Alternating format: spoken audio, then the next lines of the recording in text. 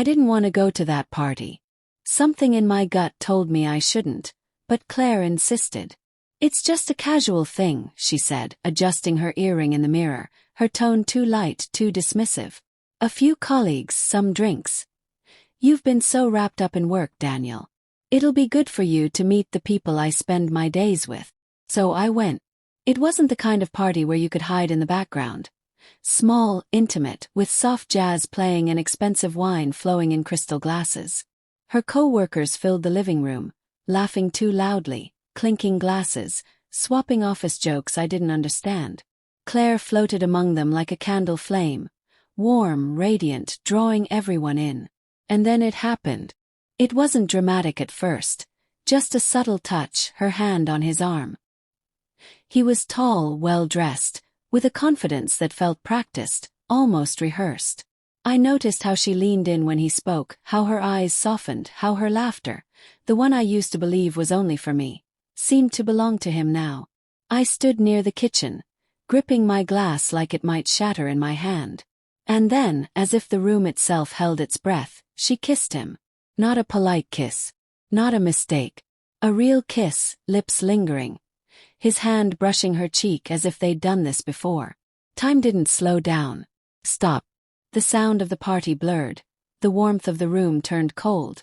And the only thing I could hear was the hollow thud of my own heartbeat.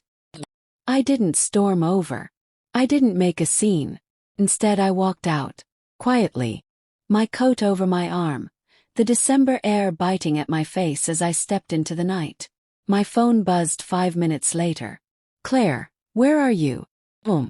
You look busy. I didn't go home right away. I sat in the car outside the party for nearly an hour, watching the door, waiting to see if she'd follow. She didn't.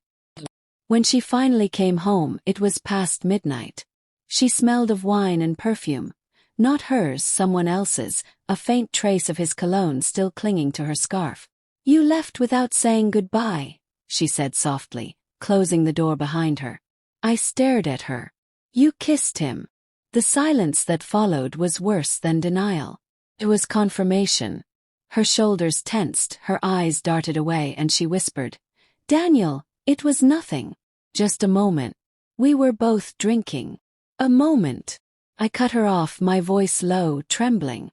Do you do that with everyone you have a moment with? The days that followed were a blur of half-truths and rehearsed lines. She claimed it was harmless, a slip, a drunken mistake. But you don't kiss someone like that unless there's history, or the promise of one.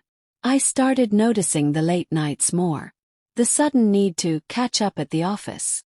The way her phone was always face down now. I wasn't looking for betrayal, but once you've seen it, you start seeing everything. One night, I confronted her again. Is there something you want to tell me, Claire? I asked, standing by the kitchen island, the hum of the refrigerator loud in the silence. She sighed, rubbing her temples. Daniel, you're overreacting. It was just a kiss. Then why does it feel like I lost you long before that kiss? Her eyes flickered, and for the first time, she didn't have an answer ready. I started pulling away, sleeping on the edge of the bed, eating dinner without waiting for her. And yet, a part of me still wanted her to choose me, to fight for us, to show me that what I saw wasn't the whole story. But the truth came, not in words, but in an email. It was a week after the party. A message popped up on our shared tablet, a thread she must have forgotten to log out from. His name, Aaron. The subject. Last night was worth the risk. Opened it. And there it was. Confirmation. Not just a kiss. Weeks. Month. Whispered promises and stolen moments in hotel bars. She told him things she hadn't told me in years. About her dreams, her frustrations, how she felt alive with him. Alive. So what was I to her? A habit. A housemate. A name on the mortgage. The night I confronted her with the emails, she didn't cry. She didn't beg. She just sat there on the couch, hands folded, staring at the floor. I didn't mean for you to find out like that, she whispered. That's what you're sorry for. My voice cracked. Not that you cheated, that I found out? She finally looked at me then, her eyes cold, distant. Daniel, We've been drifting for years. You know that. I didn't, I said. I thought we were trying. There's a kind of heartbreak that doesn't come with yelling or slammed doors. It comes with silence, the heavy, suffocating kind that settles in your chest and refuses to leave. We didn't separate that night. Not officially. But something ended. The next morning I made coffee. She didn't come down. That evening, she packed a bag for a few days with her sister. She kissed my cheek on the way out, the same cheek she hadn't kissed in months. The weeks that followed were a strange limbo. Friends noticed I'd lost weight. My mother asked if everything was okay. I said yes because saying no meant saying everything out loud, and that made it real. Claire called a few times, asked if I was eating, told me she needed space to think. But I wasn't waiting anymore. I started therapy. I went running again, even in the cold. Cooked for myself. The silence of the house stopped feeling like punishment and started feeling like peace. When she finally came back 2 months later, it wasn't with an apology. It was with a decision.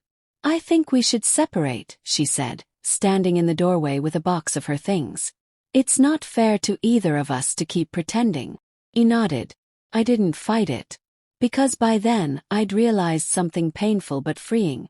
I was no longer fighting for her. I was fighting for the memory of her. The woman I thought she was, the life I thought we had. The betrayal didn't just end a marriage. Changed me. I used to believe love could survive anything. Distance, stress, silence. But betrayal isn't just a crack in the wall. It's a wrecking ball. It doesn't just damage. It changes the shape of what you thought was home. Friends said I should hate her. That I should burn every picture. Erase her from my life. But I don't. Because hate still needs energy. And she's taken enough from me. It's been 6 months now. The divorce papers came through last week. She's with him, I think. I don't ask anymore. Sometimes I wonder if that kiss at the party was her way of telling me before saying it out loud. A test I was never meant to pass. Sometimes I wonder if I could have done something months earlier to change the course of it all. But most nights I just sit on the porch, coffee in hand, and breathe. Because the truth is, betrayal didn't destroy me. It broke me open. And in the quiet after, I found a version of myself I'd forgotten. The last time I saw her was at the grocery store, of all places. She smiled, a polite, distant smile like a neighbor you once knew. "How are you?" she asked, her hands on the shopping cart handle. "I'm healing," I said. And for the first time I meant it. I don't tell this story because I want sympathy. I tell it because somewhere out there someone is at a party right now, watching the person they love become a stranger in real time. And if that's you, I want you to know, it's not the end of you. It's the start of knowing who you are when the floor gives way. And you're still standing.